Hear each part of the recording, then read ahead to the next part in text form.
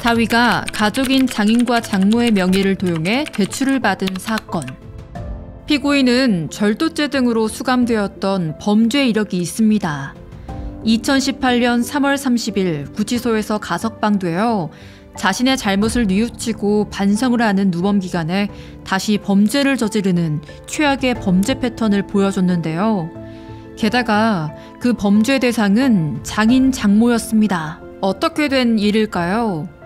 피고인은 가석방 후 과거에 자신이 저지른 범죄를 뉘우치며 성실히 살고자 마음먹은 것이 아니라 다시금 범죄 행위를 계획하는 데는 2년이 채 걸리지 않았습니다. 감옥에 있는 동안 뒷바라지를 했던 배우자의 부모가 타깃이 되기까지는 말입니다.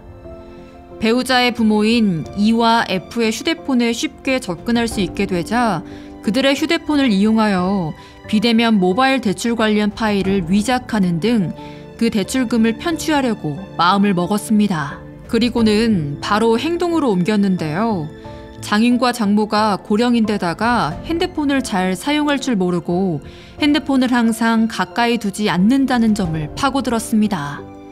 일단 비대면 모바일 대출을 받기 위해서는 두 가지 범죄가 피고인에게 필요했습니다. 첫 번째는 장인 장모의 개인정보를 무단 이용하여 비대면 본인 인증을 통해 대출사에 인증을 하여야 했고, 인증 후에는 대출사에서 요청하는 소득 관련 혹은 재산 관련 증빙 서류를 장인 장모가 직접 준비한 것처럼 위작을 했어야 했습니다.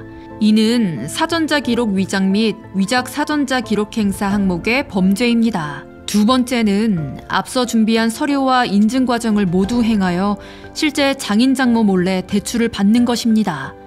이는 컴퓨터 등 사용 사기 범죄입니다. 2019년 12월 2일경 피고인이 일반적으로 개인정보가 필요한 대출 신청을 진행하려고 장모와 장인의 휴대폰을 이용하여 H앱을 다운로드한 후 접속하여 성명, 생년월일 및 주소 등의 인적사항과 함께 휴대폰 인증번호를 입력하여 비대면으로 실명 인증을 할 수 있는 파일과 대출 신청서 파일 등을 마치 피해자인 양 위작하였습니다. 2020년 10월 26일경까지 같은 방법으로 총 13회에 걸쳐 장인 장모의 비대면 실명 인증 파일 및 신용대출 신청서 파일 등을 위작하고 바로 해당 내용을 모르는 대출 확인을 진행하는 담당 직원에게 마치 진정하게 성립한 파일처럼 전송하여 사전자 기록 위작 및 위작 사전자 기록을 행사하였습니다. 장인 장모 몰래 핸드폰에 접근하여 13회에 걸쳐 본인 인증과 서류 심사를 진행한 것입니다. 그리고 그 다음 날인 2019년 12월 3일경부터 2022년 10월 26일까지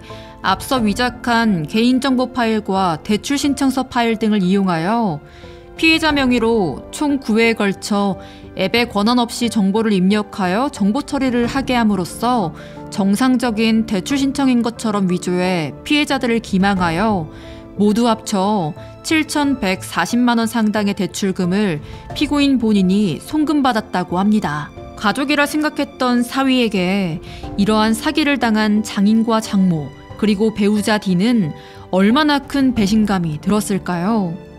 심지어 피고인은 해당 금액의 대출금을 변제할 의사나 능력조차도 없었다고 합니다. 그럼 법원의 판결은 어떠할까요? 판결. 피고인을 징역 1년에 처하며 배상 신청인들의 배상 신청을 모두 각하한다.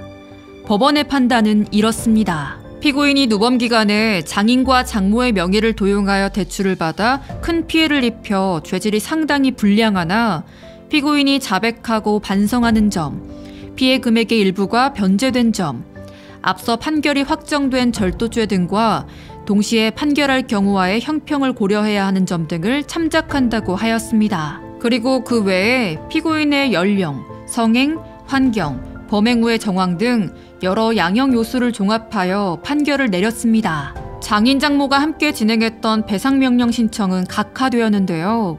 피고인의 배상 책임의 범위가 명백하지 아니한다는 게 재판부의 입장입니다. 결국 사위가 몰래 저지른 대출 사기의 피해를 일부 떠안을 수도 있다는 것입니다.